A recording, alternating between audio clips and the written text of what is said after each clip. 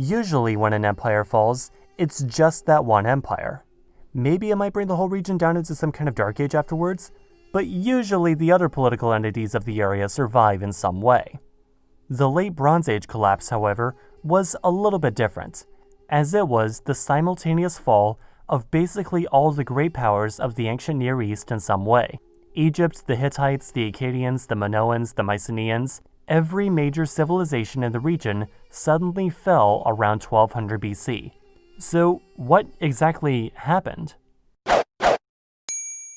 In order to understand the Late Bronze Age collapse, initially, perhaps it's less important to understand the collapse itself so much as what was collapsing.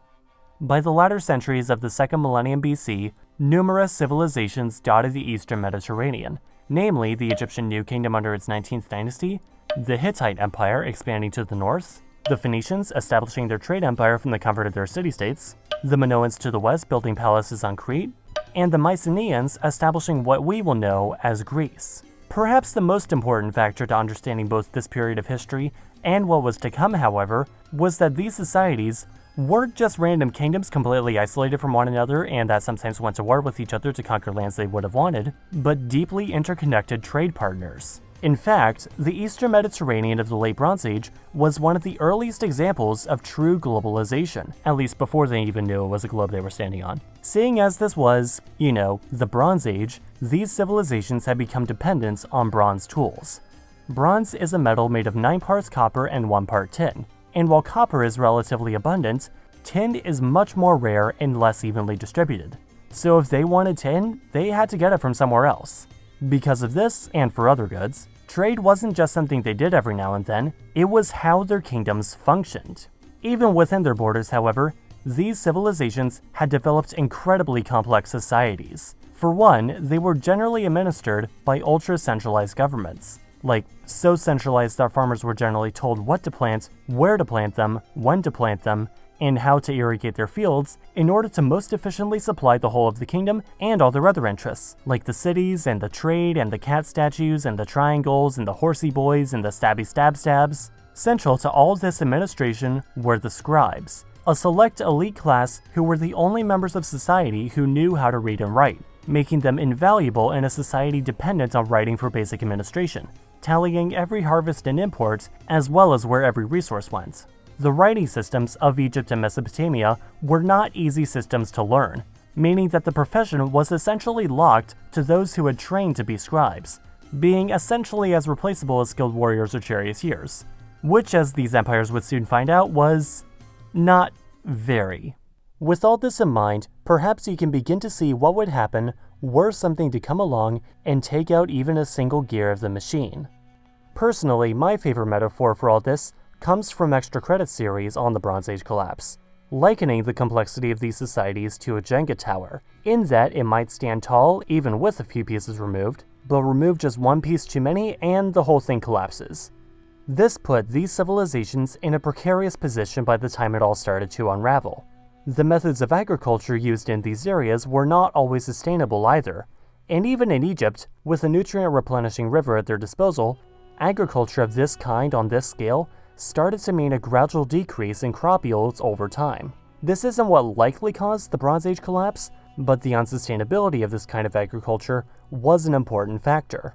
Okay, so these societies were somewhat vulnerable, sure, but even the driest match needs to be struck first. So, what happened?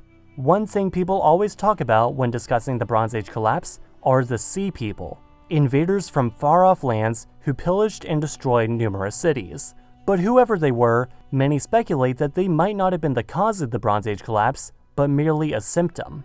What more likely caused the collapse was a combination of climatic effects, such as droughts and a series of earthquakes. More records were written on the Sea People than droughts, but it is unlikely they would have invaded were they not pushed out of their homelands by something like a series of earthquakes and/or droughts, which themselves would have also affected the Eastern Mediterranean, making them also much more vulnerable to invaders. One theory states that it was a combination of earthquakes and poor harvests.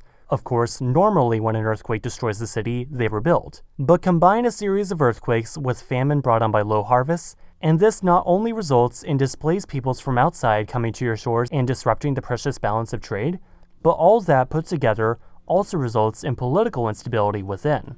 And in that political instability, kingdoms couldn't properly administrate their farms and mines, meaning they couldn't feed as many people anymore, leading said people to lose faith in their leaders and leading to a whole spiral of collapse as trade started to halt until eventually the once prosperous cities were abandoned and the once powerful kingdoms all but non-existent.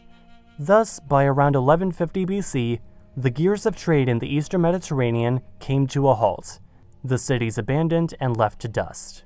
The Hittite capital of Hattusa was abandoned around this time, as were Mycenae in Greece and Ugarit in Syria. Egypt and the Middle Assyrian Empire would survive, though in very different states, and new empires would form from the ashes of their neighbors. The following centuries, however, were somewhat of a dark age for the region, especially in Greece, with little in the way of written records from the time. That doesn't mean little was happening, but not as much as in the centuries before or the centuries afterward. It's easy to see the Late Bronze Age collapse as a cautionary tale for our own civilization, 2020 or not, seeing as the complexity of these civilizations arguably made them more vulnerable to change. In a sense, this is kind of true, but still definitely a warning we should at least listen to.